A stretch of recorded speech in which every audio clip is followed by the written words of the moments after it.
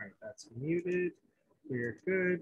Okay, so we are officially live on social media. Today is Wednesday, August 11th. And it's a great Wednesday because we have special guest Joel LaPalme. He is IGL president for North America, along with Jeff Kary, but we see a lot of his face more often.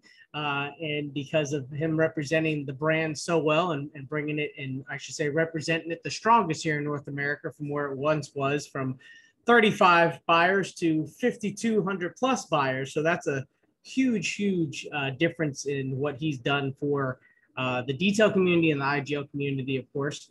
So we want to dive into how it all got started for him. And, you know, he's been in the industry now 6 years, but he's got a past life of success as well that that adds value to what he's doing now.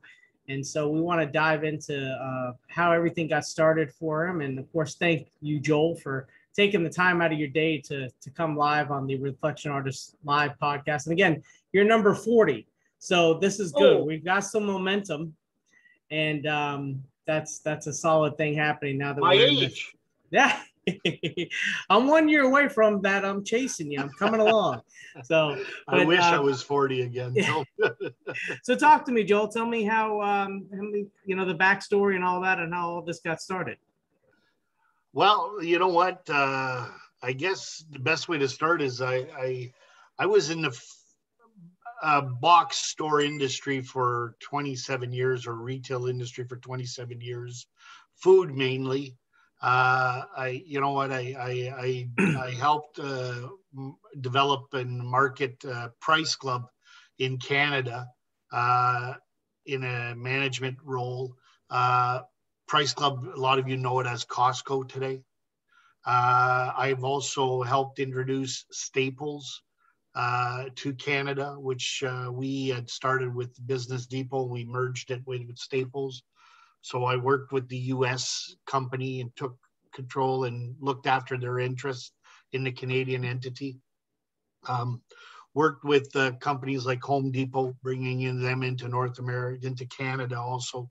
So my experience is really managing people, building teams, and introducing new concept, new companies. And I did that for about 27 years. After that, I was mainly in the food industry. So I worked alongside of an older gentleman, Mr. Nunzio Tamino. He founded in 1956 a company called Aurora Importing in Canada. It was the largest importer of Italian goods. So everything from Bottoni pasta to Bacci chocolates to Carapelli oil, any big brand that you could. You're making me hungry. Yeah, any big brand that you could think of out of Italy, well, it was us.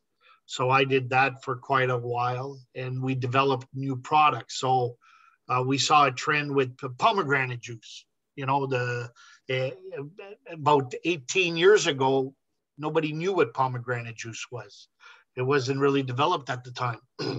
And we saw the market and we saw the opportunity. So what I did is Mr. Tamino said, we need to control that market.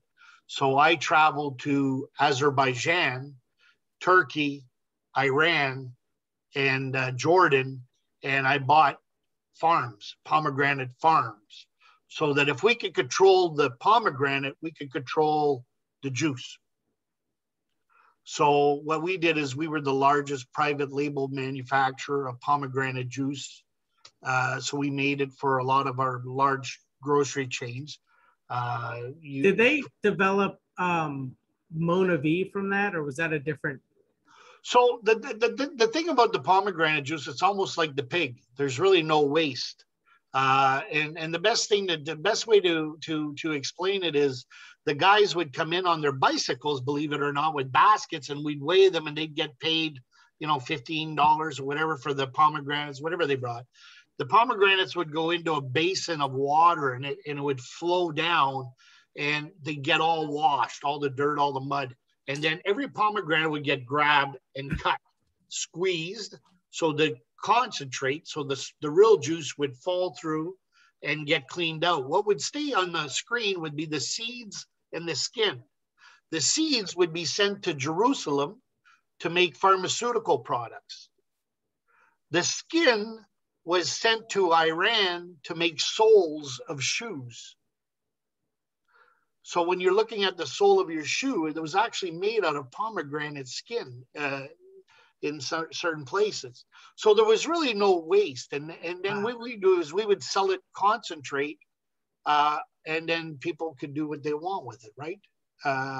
So it was a good thing. And then as it became more and more and more popular, the problem was is a lot of these countries were underdeveloped and kind of crooked a little bit. And so as the borders would see more and more of this product go out, all of a sudden the guys at the airport would say, "Oh, we need to tax you 50 cents a bottle going out today." You know, and it wasn't really a tax. It was, give me 50 cents a bottle and put it in my pocket. Otherwise, the shit ain't leaving. So I want some of that. Yeah, because if you're going to make money, we want to make money too. And anyways, so it was interesting. So I did a lot of that. I did a lot of traveling, developing, bringing new products to market and stuff like that. Then I was sort of, when I left Aurora, I sort of semi-retired a little bit. I was doing still some consulting. What I did is I trained and teached sales teams how to sell. You know, there's a method to selling. It's sell yourself, product, service, and company. And it's in that order that people have to realize. Because when you go in to sell something, if people don't like you, if you can't sell yourself, the rest doesn't happen. You know, and I don't know if you've ever noticed, but when you walk into a grocery store, the manager's office always has a two-way glass. He can see out into the store, but you can never see in. So when salespeople would come into the stores, and when I had a store, I could see who's coming in. If it was a rep that I liked, like, you know, the Christie cookie guy, I liked him. So I'd see him come in. I'd got out of my office. I'd say, "Hi, how you doing?" You know, and then I don't know if the guy from Frito-Lay or whatever would come in and I didn't like him. I'd just call the service desk. I'd say, "When he gets there and asks for me, I'm not here." You know, because he would never know if I was in or not. And that's bad because you knew that the Frito-Lay guy would never get any extra display space in my store because I didn't like him. So when he's looking for an end cap, a wing, a display, whatever, you know, it would never happen. So he, you know, but if the Humpty Dumpty guy came in and wanted to do something with chips and I liked him, well, you can guarantee at Super Bowl, he had the biggest presence, right? So it's important to be honest with people. It's important to be truthful and not be fake and bullshit people. And, these are just key things. So when we started IGL, it was kind of funny because I bought a detail shop locally for something to do. And I was fun. I hired some people. I don't have much detailing experience. I know what I know because of learning from people like yourself, Justin or Rennie or whatever, you know, and traveling and seeing people. What I have is I have business experience. I have life experience. I've taken companies from zero to hero a few times in my life. So I've been very fortunate with that. But I'm not going to teach a detailer how to detail. That's not my job. And I think there's too many people out there trying to teach detailers how to detail that shouldn't be detailing themselves. So let's be honest. You have history, you have knowledge, you've done your time, you've scraped your knuckles, you've fallen off the skateboard multiple times. Rennie, same thing. Rennie, that's his life now. People don't understand that. They think, oh, he's got a beautiful shop up there. No, Rennie doesn't detail cars. Rennie, with his 30 years of military background, the military trained him how to train people and the methodology of how to do things. And what he's done is he's taken that experience and modified it to this industry. Just like you, everything you learn from the people that you look up to, you take the good, you leave the bad. If you take the bad, you're not very good at learning. So I always tell people, you know, and when you're doing something, always have paper and pen. Yeah, or take what works for you and what doesn't, then leave it behind. That way it modifies Sure. to how you do things instead Sure. of an exact duplication. Then at that point, you're just copycatting. Yeah, because if you're going into somewhere to learn and the guy's got a, you know, a bay or a shop that holds 35 cars, you're coming from a 2-car shop. So you've got to keep that in your mind when you're going into the class. Okay. Like, yeah, that'd be great. That'd be wonderful. Those are aspirations and goals, but that's not realistic. So what can I learn from Justin or Rennie that I could take and apply today in my settings, in my situation, that's going to help me increase my sales and grow my company? And this is what I like to do, and I like to help people understand. And we're very fortunate in the IGL family. We've had, in 5 years, I guess we've owned it now, Jeff and I, we've had a lot of our installers that have, and you know a lot of them, Yep. We've had a lot of our installers that have started mobile. Some have started with just like a 1 bay, and today they're growing. Some have multiple locations, you know, Yeah.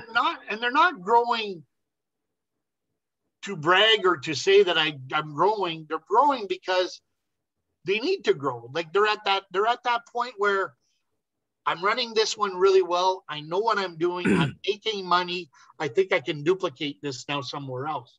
And that's what they're doing.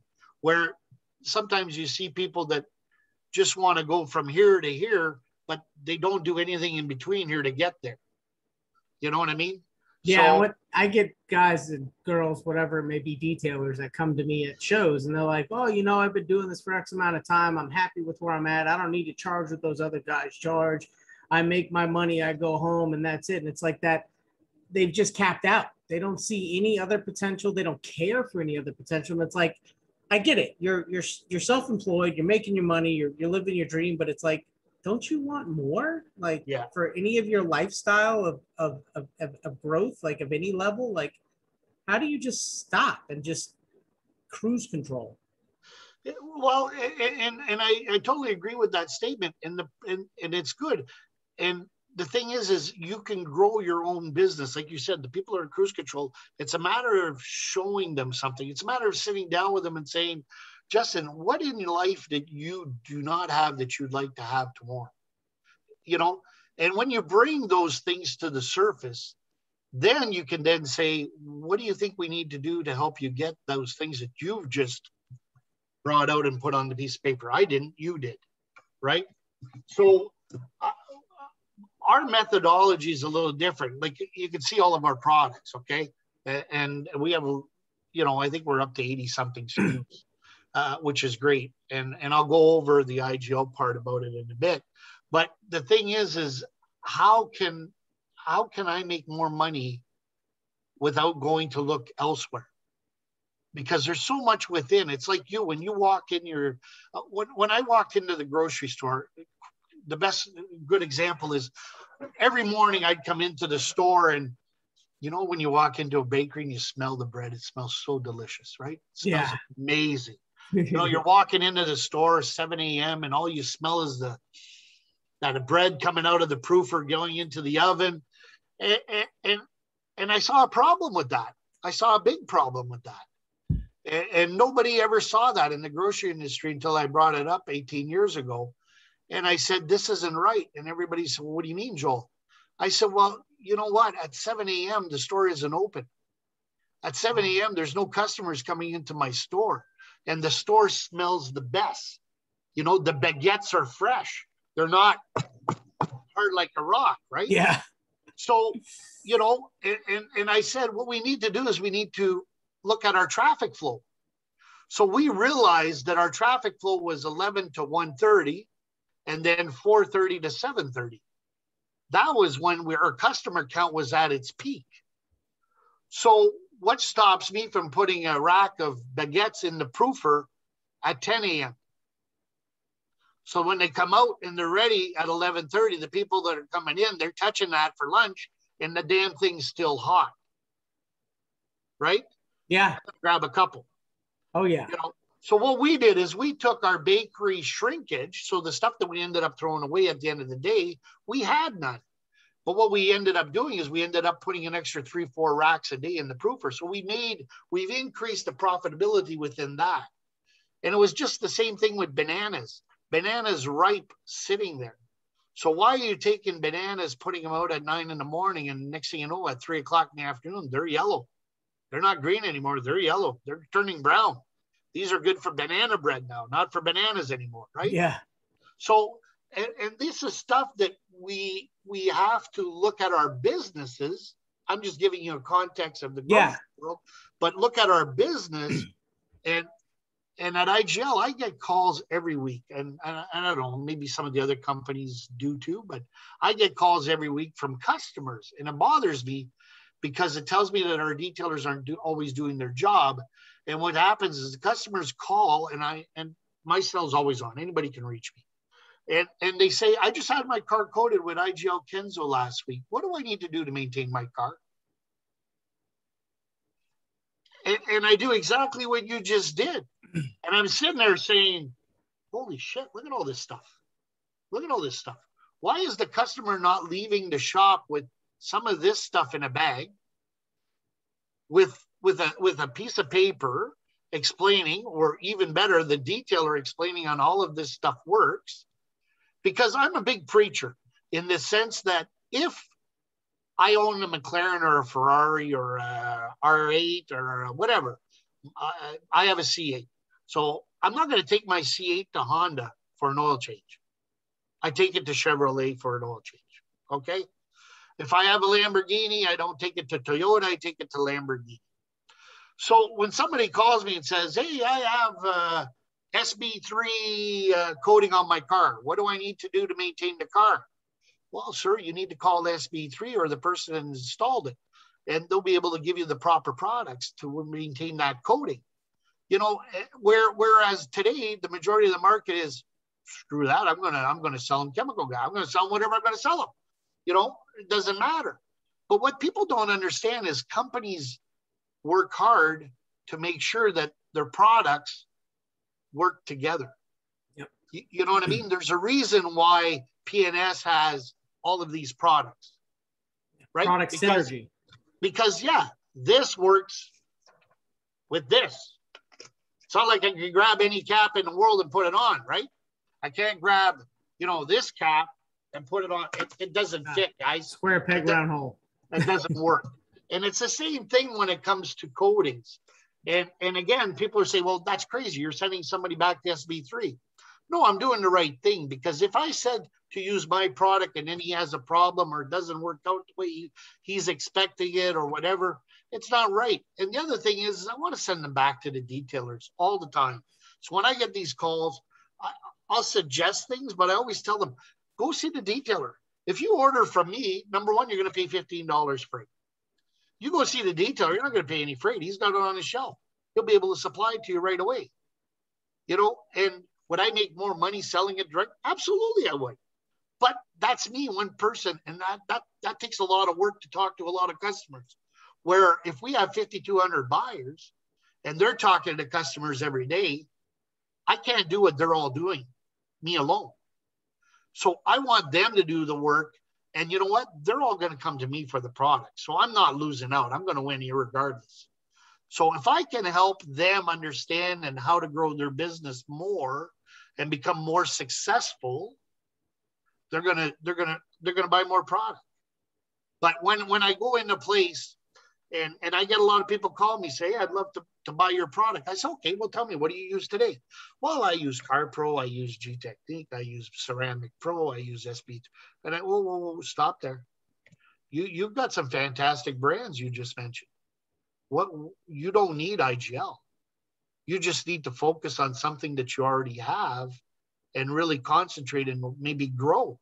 See which company out of the ones that you carry that you enjoy working with the most, and maybe give them a call and say, listen, I haven't been fair to your brand.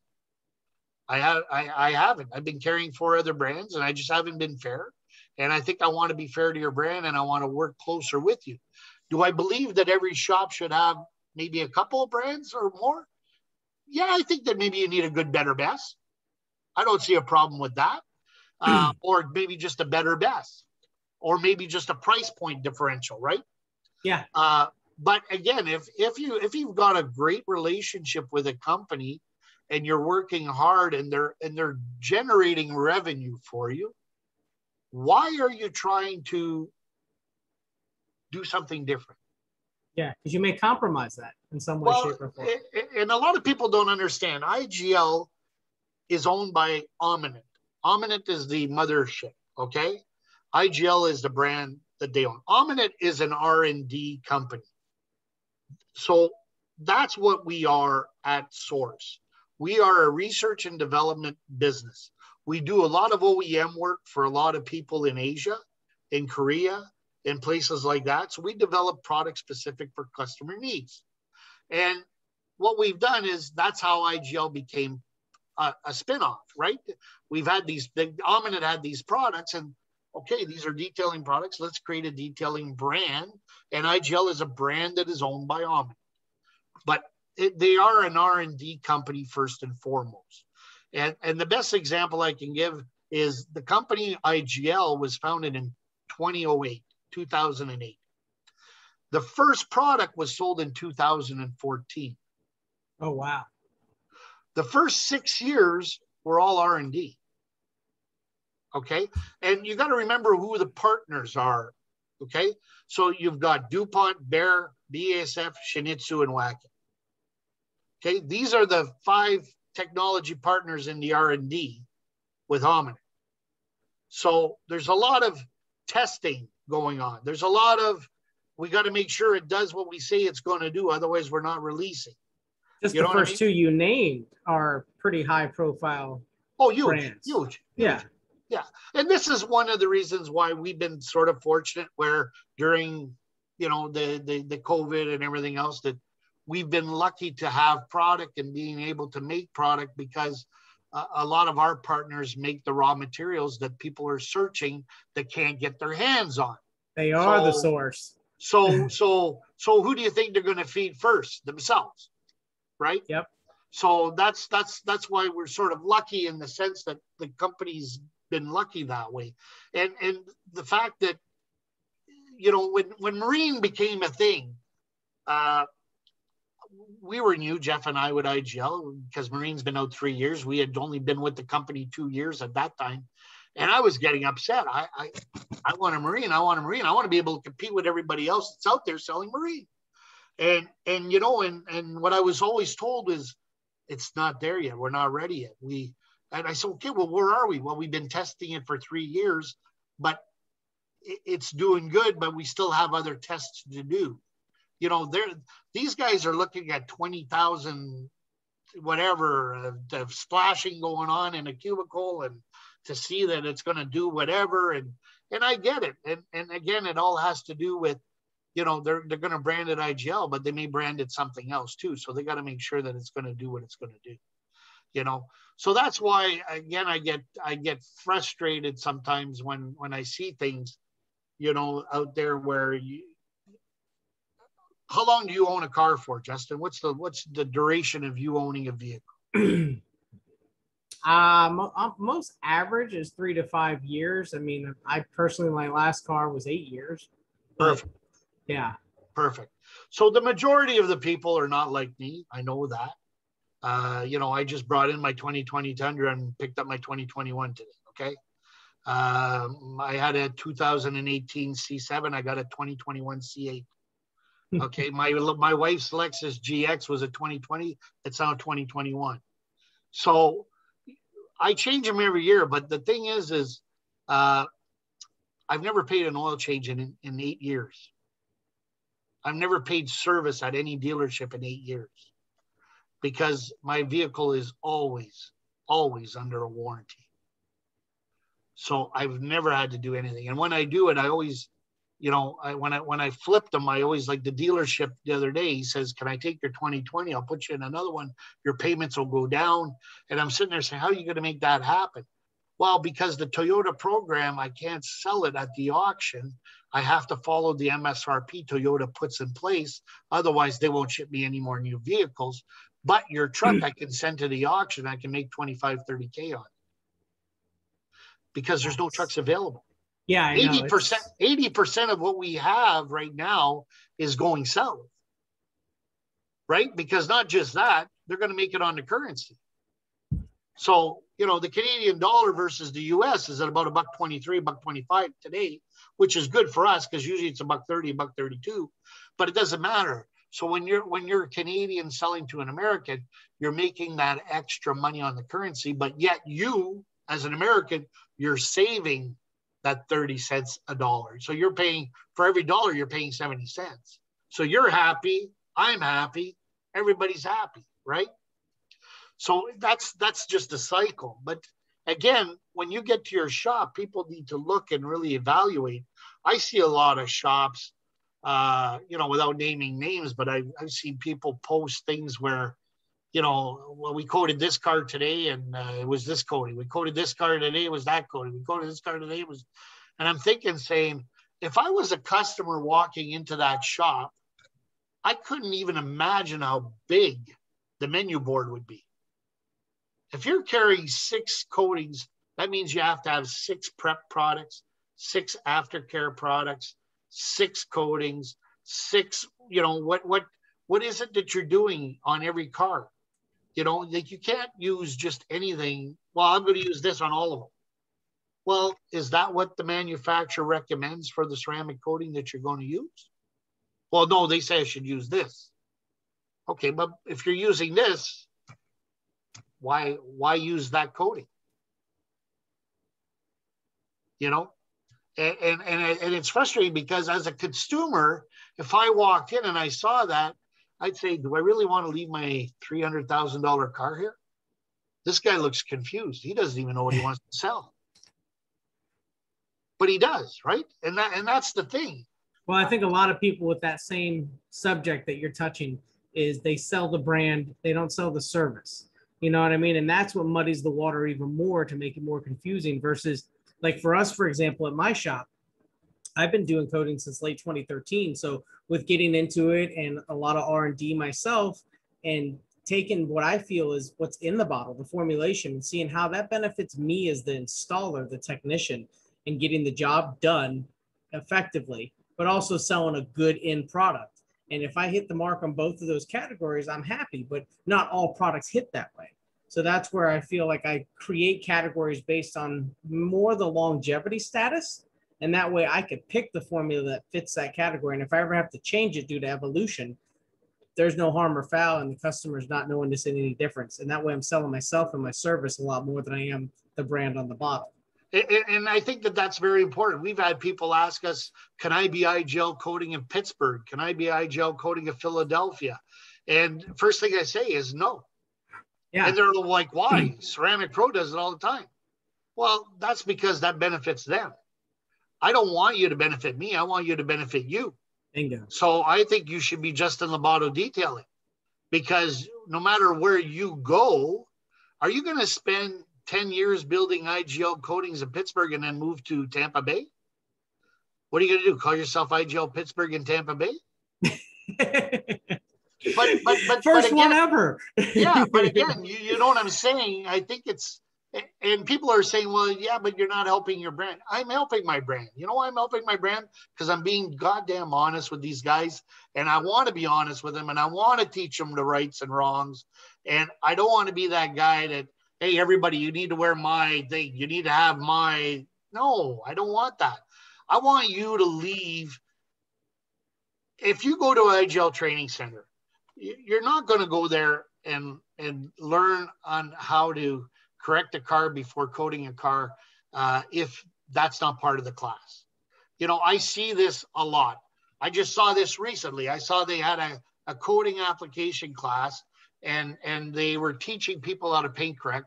But I'm looking at the people that are at that class and I'm thinking, that guy's got 30 years experience in correction. What a waste of time for him. What a waste of his money. What a waste of his energy. You know, if he went there to learn how to maybe, or to get that coating, he should have gone there and teach me how to coat. I'm only need to be here an hour and a half. I don't need to be here to learn how to paint correctly in a car. I got 30 years. The guy that's teaching has only got 4 years, and the guy that's learning has got 30 years. Makes no sense. It'd be like me walking into your shop and telling you about pads and how to use them and this and that. Are you kidding me? Not a chance. If I walk into your shop, Justin, I'm going to say, Justin, pull out your P&L. Let's sit down. I got you. Which one you want? This last month, this last year? All But you 12? you know what I'm saying? Yep. And that's being in order on That's top of where it. I can sit down and give you honest, truthful value. Yep. And I can say, you're doing this right. You're not doing this right. These are opportunities that you're missing. Let's go walk your shop. Let's go take a look. I open cabinets and I see coatings after coatings and after I freak out. I keep telling people, what do you need to do that? If you order from us today on Monday, you'll get it latest Wednesday or Thursday. So why do you need to tie up all your money? Because what's going to happen one day when something happens, bad luck, and bad luck happens, right? We all know that. Oh, yeah. And you can't pay your rent 1 month, or you can't pay your cell phone 1 month, and you go in that cabinet and all you see is IGL products. Who do you think you're going to swear at deep down inside? The fuck am I doing all this product? You know, you're going to be pissed at me. I don't want that. I want you to keep your money in your pocket and invest it where you need to invest it to grow your business the way you need to grow it at the time you need to grow it. And that's the keys to being a successful business. And that's why Price Club, Costco, and being a director there, I learned a lot of stuff. So picture this. So their terms are pregnant terms. I don't know if you understand what pregnant terms are. Pregnant terms are 90 days. Okay? So a lot of times they don't have to pay anybody for 90 days. But what they do is they negotiate in their contracts. They'll say, okay, I'm buying 3 tractor trailers of this. I get 90 days. But if I pay it in 30, you're going to give me an extra 2.5% off, right? Oh, yeah, for sure. Okay, I'll give you an extra 2.5% off. Perfect. Did you know that Costco flips a warehouse every 18 days? So if a warehouse is holding figuratively, I don't know, let's say $25 million in inventory, that $25 million will flip every 18 days. So they've made the money in 18 days that they don't have to pay for 90. So they're factoring their money now. They're going to put their money, invest their money, make more interest, more money, and buy it out. Unless you want to give me that deal where you're going to give me an extra discount and then I'll pay you down. Right? Yeah. So there's a lot of things that people don't understand. Most companies, some of the most successful companies don't make money selling you what they sell. They make money on other ways with the money that you use to buy what they sell. Okay? So that might be a little too bit heavy for a lot of people, and I apologize if it is. But it just goes back to the point that work with the people that you want to work with, but make sure that it's not a fanfare. You know what I mean? Like there's too many people out there doing fanfare stuff. And I'm sorry, but again, I'll go back to, I want to be a millionaire. I'm going to listen to people that are millionaires, right? I want to learn from people that know things. I don't want to listen to people that don't know things. You know, if I want to increase my finances, I'm not going to listen to somebody who's gone bankrupt. I want to listen to somebody who's made a lot of money and who's built their business well. Yeah, and continuously. Okay. I mean, there's a lot of mistakes that are made along the way, but you learn from those mistakes to better yourself. From those mistakes, or are they repetitive? If I go look back at your history, what am I going to find? And this is key. When I talk about history, I think I mentioned to you this before we started this, is I think that what needs to happen is the people that are attending classes, they're paying to go to a class. They're paying to come to the IGL Training Center. They should be interviewing me. They should be asking me questions. And if they don't like my answers, they shouldn't be paying me. They shouldn't be coming to my classes. You know what I mean? You got to understand that the person that's going to teach you, what are they going to teach you? What's their background? What's their history that ties in that says that they're qualified to teach you what they're going to teach you? Okay? So if I go and learn about pads and buff and shine and how to learn, you're qualified. The picture's behind you. It tells me everything. It tells me that you've educated yourself on this stuff. You know everything about this stuff. You can tell me the history of the pads, how they work, how they're going to use, how long they're going to last, depending on what compounds I use. You know, let's get serious. Let's learn about it. And this is the other thing, is too many trainings are just Okay, give me the X amount and you'll be done in 5 hours. I'm going to give you a piece of paper. You know what I mean? So if all you wanted is the piece of paper, pay me, I'll give you the piece of paper. But that's not what I want for you. I want you to have more than the paper. I want you to be able to say that, you know, hey, I went to IGL Coatings training. I was buying on average $500 a month from them. Since I went to their training, my sales have increased 22%. I'm now buying $1,200 to $1,400 a month from them. So obviously it worked. You did something right. Because if I go to a training to learn how to put this coating on, and I've already got this coating, okay? I'm using this coating every day. And I go to learn how to use this coating. And I look at the end of the month and my sales are the same. What happened? All I did is I took away from this and I gave it to this. I increased nothing. If I have this and I bring this and my sales are up, you know, $2,000, $3,000, then bingo bango. Yep. This was a good move, right? But if I had this and I brought this and now, you know what happens is now I got to buy two inventories, right? I got to buy inventory from this, inventory from that. So now I've got lots of money sitting on my shelf and my sales haven't gone up, but my expenses went up quite a bit because now I had to buy this whole other company. Now I'm going to probably have to buy a couple of hats for that company, a couple of shirts, right? Because, you know, we all sell hats and shirts. But, and again, I'm not telling anybody that we're better than anybody. There's a lot of fantastic brands out there. I just think that no matter how you choose or what you choose to work with and who you choose to work with, it's time to scrutinize that. Yeah. You know, you really got to scrutinize that. You know, we got Jen. Okay, Jen's been detailing. A lot of people think she's younger than she is. Sorry, Jen, I love you to death. But Jen's been detailing for 25 years. People would say, there's no goddamn way. She didn't start when she was 2. Jen's not 2. Okay, but that's an example. So she's got experience. She's done it. She's worked with companies. She's learned a lot from people like yourselves and Rupas, and you know, she's been there, done it all. And listen, I don't think she works on many cars under a value of probably $300,000-400,000 grand, anyways. Yeah, she works on some pretty badass stuff. She just had another Bugatti in there yesterday, Chiron or Chiron. See, that's how much I know little about cars. I can't even tell you what it is. You know what I mean? My wife knows everything about our C8. I don't even know nothing. My wife, she'll tell you it'll go 0 to 100 in this much. It's got a 700 horsepower. And I'm like, it rides really nice. I have a hard time getting in and out because I'm a little chubby, but besides that, it rides really nice.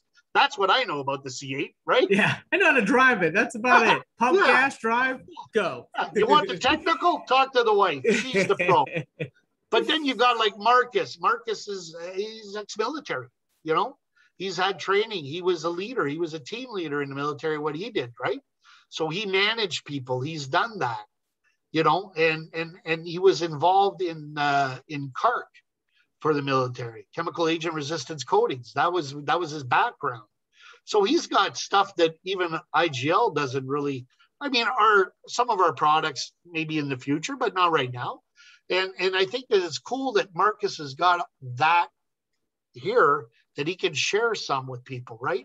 So again, I think when you come to an IGL coatings class, unless you're going to learn how to do a paint correction class, which is specifically on paint correction, they'll teach you that, but it'll be focused on that. If you're coming to learn on how to apply a coating, you know, first question we're going to ask is, do you know how to paint correct? And if you say no, well, then we're going to send you to the paint correction class first. Then you're going to come to the coatings class. But for me to take 3 hours to teach 10 people on how to properly paint correct a car, I think I'm gypping somebody. I think I'm not offering the value of what they're paying to come to a class. Do you agree? No, I agree. And I think that, and if it is that approach, it needs to be, you know, broke down in bullet points so the students or people paying for the course know exactly what they're paying for. And they also, you know, the trainer or whoever is selling the course needs to make sure that that information gets across. Like when people call me for my 1-day extreme training, I ask them, you know, are you experienced or are you a beginner? Because I really don't want experienced guys. I'm trying to help people grow. Now, granted, some people have more time in the industry, but they may be green on the paint correction side. They may have just washed and waxed cars for the last 20 years. So they're a perfect candidate. But if you've already been doing paint correction and coating, then you're really not a fit for our class. I don't want to just take your money. And that's how I kind of profile that. But I agree. Yeah, you should definitely explain what you're offering and what time goes into that offering, the segments of the day. So it is a good fit for that person spending their money so they get a good return on their investment or just overall make a good investment with your training. Yeah. And you know what, I look at it. The first indication to me is I always look at materials. I always look at what the company is putting out, you know, as far as marketing materials or what's the support that the company has for the detailers. You know, I think that's super important. Big time. You know, we work hard with our detailers. We have a team of mentors. We have 18 mentors, and some that are specific to industry. So we have 2 or 3 that are specific to the marine industry. We have some that are specific and are better for Eclipse, industrial commercial coatings. We have some that are just general guys that do a little bit of everything. Some that are better on RVs. You know, so if somebody calls and they have a specific problem, we're also very fortunate because we're 6 continents, 64 countries plus, that we have people around the world. So if you happen to be that guy that works at 2 a.m. coating a car and something happens and you screwed up, you know, we're lucky. We got Danny Chung. It's 2 in the afternoon where he is. So, you know, they can reach out to Danny. He's one of our mentors. You know, so we have about 4 or 5 mentors on the other side of the world that are available for when we're sleeping here to be able to help the guys that work at 2, 3 o'clock. Because listen, in Florida, let's be honest, sometimes it gets pretty damn humid. And the only time to coat a car is at 2 or 3 in the morning. Yeah, or late evening or early morning. Yeah, so it's nice to know that you're not alone. It's nice to know that you have that backup, right? And that's something that we do as a company to help our people, and it works. And people love the fact that they can talk to Danny Chung anytime. You know, Danny's one of the best. I think Danny's late 60s, okay? And Danny was the first ever to install a ceramic coating on a vehicle in the world. Okay? First ever. That's a long time ago. So I can imagine how that application was. You know, but that's the thing, right? Because the Asians created it and he applied it and he went back. He was the feedback guy. So, you know, there's a lot of things like that that people just don't get, you know, and the fact that, you know, everybody's trying to be a brand today too. You know, I think that, again, I congratulate those who do it and do it successfully. But what I want to do is I want to go back to that P&L. How much time is it taken away from you growing your business, and how much focus are you taking away? You know, I talk to a lot of detailers where I've actually convinced them of different things, where I've had detailers saying, I suck with people. I'm no good. I'm really, really good at what I do. I'm really, really good at installing, correcting. Nobody will beat me in the world, but I'm not very personable. Yeah, a lot of them like that, unfortunately. Okay. Yeah. And that's okay. That's okay. Do you have a wife? Is she working? If not, maybe involve her in the business, or maybe hire somebody that's really personable and everything. Because you know what? The more that you take your focus off of what you're not good at, or what you're good at, you're deterring away from the money. And you don't want to do that. You know, like Justin, in your case, you're good at communicating, you're good at training, you're good at growing. You know, congratulations on your new job with Auto Geek too. I think that's awesome. And you're going to be training a lot of people to do a lot of things. But people don't realize that the shop is still running. Okay, you just did the smart thing. You got the right people in the right place to do that job. And let's be honest, it's like this in any industry. You're not promotable unless somebody can step into your shoes and do your job. So you could not have done and accepted the Auto Geek thing if you didn't have somebody that you felt comfortable with, that you know could operate your main business. It's like your restaurant business. Yep. I'm sure you don't spend a lot of time there. Nope. Because you don't have a lot of time to spend there. But I'm sure you trust the people that are running it for you because you've done the process of hiring the right people in your mind, you and your team. Yeah. And there's a main operator in place that's also a majority owner that takes the responsibility and full integrity of making sure that that boat runs full throttle. And that's the key, right? And Yep. that's why I keep telling people, I'm never going to teach anybody how to detail. But if you want to talk business, you want to talk about how to be successful in your business, I can maybe help. You know, and that's what you'll get out of an IGL training is that when you leave, that's why you've been to our new training center. You saw the layout. Yeah. That's why I honestly believe in my heart of heart is that the majority of the training and the majority of the wow that people are going to get when they leave there is going to be out of that classroom, not out of that shop. That's my honest to God belief, because I want people to leave there confident in taking, because you can go anywhere, you can learn anything. I can go learn how to change oil, but if I don't have a garage and I don't know, you know, how to get the customers in to do the oil changes on, what's the sense of me knowing how to change oil? So if I know how to apply a coating, that's great. Any company can teach anybody how to apply a coating, right? Let's be honest. Applying a coating is the easiest part of the whole goddamn process, right? It's simple. It takes an hour and a bit, we're done. We're applied a coating. Now, people always say, why don't you have a car at SEMA? Why don't you show your coating? You know what I do? I point to the G-Technique booth. I point to the Ceramic Pro booth. I point to you want to see what my coating looks like? It looks like that. It looks like that. It looks like that. You could put 10 cars side by side that are coated. You would not know which car's coated with what. Nope. Okay. But yet you're going to have people tell you, oh, yes, mine, I don't mind. Mine's a lifetime coating. Come on. Oh, no, that's a lifetime. But then when you talk to them, you have to do this every 6 months or this every year. Well, yeah, I guess it is a lifetime, you know, because you're doing something to it every year. But let's be real. First thing I would do is if a customer walked into my shop and said, I want a lifetime coating. How long are you going to own your vehicle for, sir? Well, I get rid of them every 3 years. So why don't we get you the best goddamn 3-year coating we can at the best price we can get it applied on the car for? Yep. That way in 3 years, when you get another vehicle, it's affordable again. Right? Right? And this is the factors. So the people that are out there saying, well, I can sell you this. Oh, mine is self-healing. Oh my God, it's the best thing, self-healing. Look, let's scratch it. So then you take a blow dryer, it self-heals. Let's scratch it. Whoop, let's take a blow. Oh, what happened here? Well, because it doesn't self-heal twice on the same line.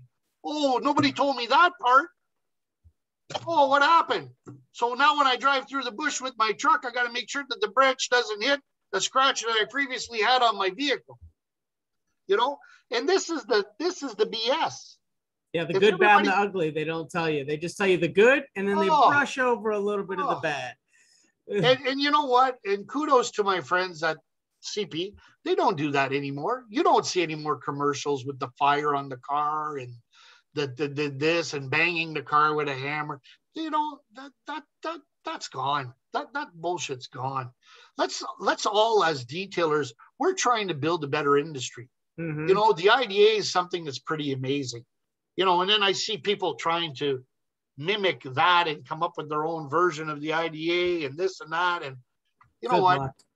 I'm not for that. There's something that exists. There's something that's great. There's something that people that are behind it are great. You know, and I think that it really represents the industry well. I think that as detailers, as much as the IDA has a code of ethics, as detailers, we should all read that and we should all apply it into our own businesses. You know, if you decided within yourself to spend the money to join the IDA, you need to follow what the IDA is doing. Don't just join it for the sake of having a sticker on your door. No. The IDA doesn't need your money that bad. The IDA is looking for people that want to be a good picture for them as much as you want to be a good picture for the IDA. It's a joint thing. You know what I mean? We put IDA on a lot of our shirts, like you know, that IGL is a proud member of the IDA, and we're a proud member in around the world, like in Europe, in Asia, and you know what I mean? And that's the nice thing, right? It tells the same story wherever it goes. It's like IGL. We're not going to tell a different story. Kenzo is not a lifetime coating in Australia. No, it's still a 5-year coating, same as it is in North America, same as it is in India, same as it is in Bangladesh or Dubai. You know, and I think that that's very, very important, because you go from shop to shop and some people say, oh, it's lifetime warranty here. And I get that that's a shop warranty, and I get that you can do whatever you want in your shop. But, you know, people are going to say, well, why is IGL saying it's 5-year and you're saying it's a lifetime? You know, and well, yeah, but I sell a program where you got to follow to maintain it. Good for you. But don't change the durability of a coating because your marketing program says different. So what I would do is I'd say it's a 5-year coating. However, if you buy this program, our shop will, you know, look after it for the durability of the car. Yeah, we'll achieve or exceed. That's right. If you go with this program, we can help you achieve 5 years easily, but we'll definitely help you exceed that if you stay with this program. That's right. And it costs you X amount. Bingo. And there's no, at that point, 5 years is not an expiration. It's just a time frame from the manufacturer. No. And you know what? In all of our coatings, we always say it's X amount of years or X amount of miles. Yep. You know, because you look at my Tundra that I just brought back today, my 2020, it had 71,000 clicks on it. And it's a 2020. I put a lot of mileage on my vehicles, right? Because I work for my wife 6 days a month too. She's a slave driver. Well, since we're talking about products, we are coming up short on time, Joel, and I don't want to cut you short, but I do want you to give me a quick review on the products that you just released, and then maybe touch on some of the stuff that you are looking forward to showing at SEMA. So we just released Blizzard, which is our foaming soap. I think it's the first one in the market that's dilutable 1 to 150. So a 500 ml bottle, just half a capful. And a lot of people have seen a lot of the videos. Jen's posted videos. So you can go on YouTube and Google Blizzard from IGL Coatings. You'll see the video. You'll see how it suds. The nice thing about it is it's chemical free. And it's, you know, again, following the IGL brand, we like to stay green.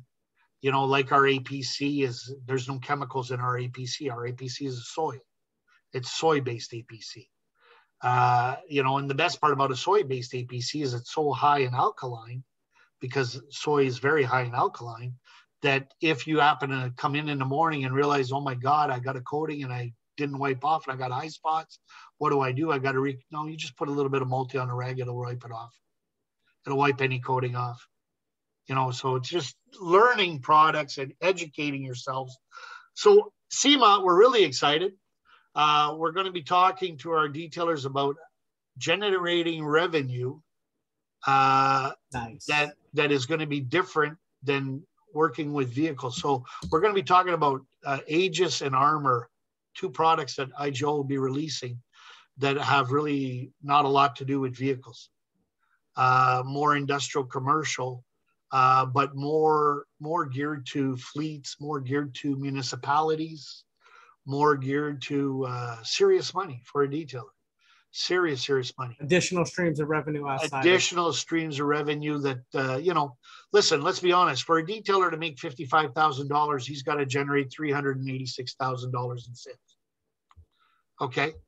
So if you want to be $100,000 shop, you got to generate $822,000 in sales.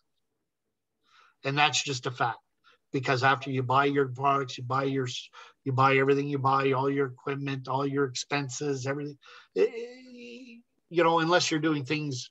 Oh, so you're telling me, let me get this right. You're telling me that your gross revenue is not your gross income? Exactly. Exactly. Boom. Oh my God. Yeah, but you know what? You see that a lot, because you'll see you'll see people order an $8 product and pay $15 shipping.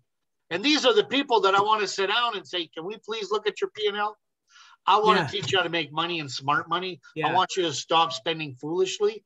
And I get it. Sometimes you might not have a choice and you might not have the money, but let's teach you how to get the money so that you don't have to reoccur that mistake many, many times. Otherwise, you're going to end up like some shops go bankrupt because you just don't learn from your lessons. Or Peter's robbing Paul the whole time, and you're just, you know, one check's footing another check, and that's about the extent of it. Exactly, right? Everybody can talk a great game, right? But let's be honest, Wayne Gretzky needed Mark Messier. He needed a lot of the guys. He needed the Lowe's. He needed a lot of the guys to get the goals he got.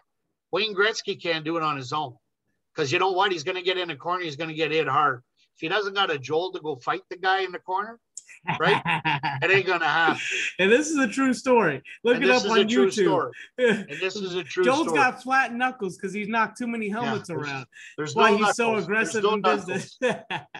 But this is the thing, right? Everybody needs that.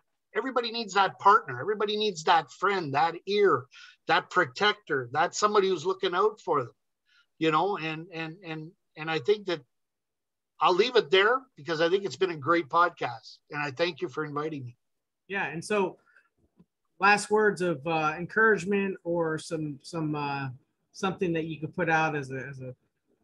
Well, the thing that I want to encourage people is before you spend money on any type of trainings, do your due diligence. Interview the trainer. Ask them what their experience is. Ask them what their life story is. You know, take a look at them. Google them. Find out about them.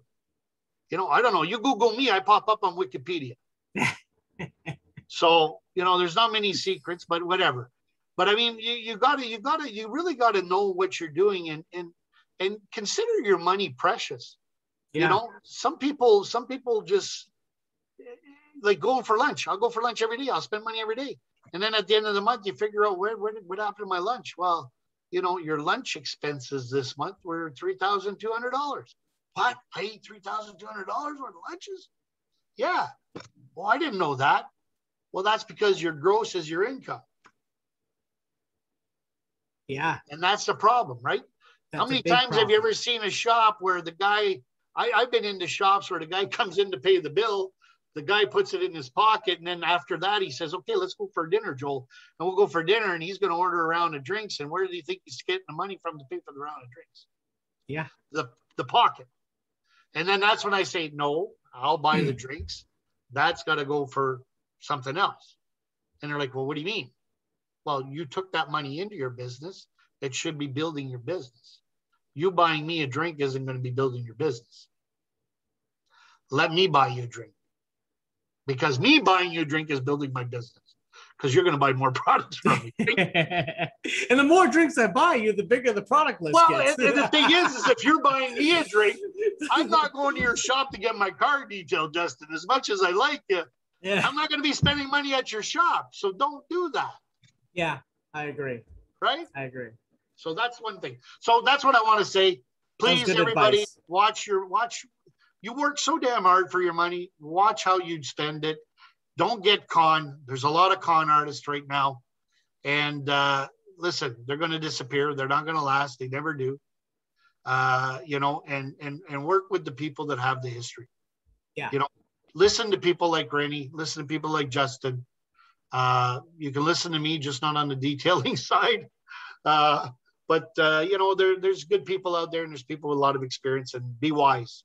And it doesn't matter what brand you use, support them and support them good. And if you are using a brand, learn about their other products and what they can do to benefit whatever you're doing with them, and how you can increase your intake using less SKUs. Because the more brands you deal with, believe it or not, the more your costs go up. Because if you have to pay shipping from me, from him, that's a cost. That's part of your P&L. And that's why we got to look at the P&Ls, right? These are important things. People think, well, there's nothing wrong with me having 3 coatings. Yeah, but you're paying $15 shipping from 3 companies. How many times you order from each of those companies? How much could you have saved in a year, right? How much now you're sending people to 3 different trainings. How much could you have saved? Because if you look at the investment that you make with the brand and you see the sales that you make with the brand, hopefully they overtop the investment. That's the key. Well, I appreciate the time, and the advice is always solid from you. Thank And, you. you know, with the background you have and being part and lead of IGL, it's an amazing opportunity to have you in our industry for that reason. So thank you very much, Joel. And of course, to Jeff as well. Thank him. Yeah. But thank you for being on our podcast, Reflection Artist Live, again, number 40, and keeping the numbers going. And I'm happy. Definitely, yes, it was a great podcast. So I hope people listen, and whether they're on the road, in the shop, at home, whatever the case may be. I want to thank everybody who took the time to listen. Thank you.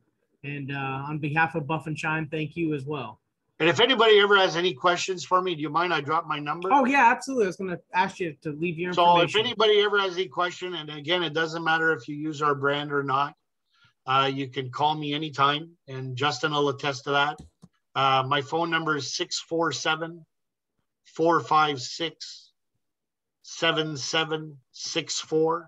That's 647-456-7764. And my email is JLAPALME@IGL Coatings with an S, USA.com. Feel free, reach out to me anytime, anybody, and love to have a conversation with anybody. Awesome. Well, thank you, Joel. You have Cheers. a good rest of your day, and everybody else that was listening, thank you guys, and have a good rest of your day as well. Bye-bye.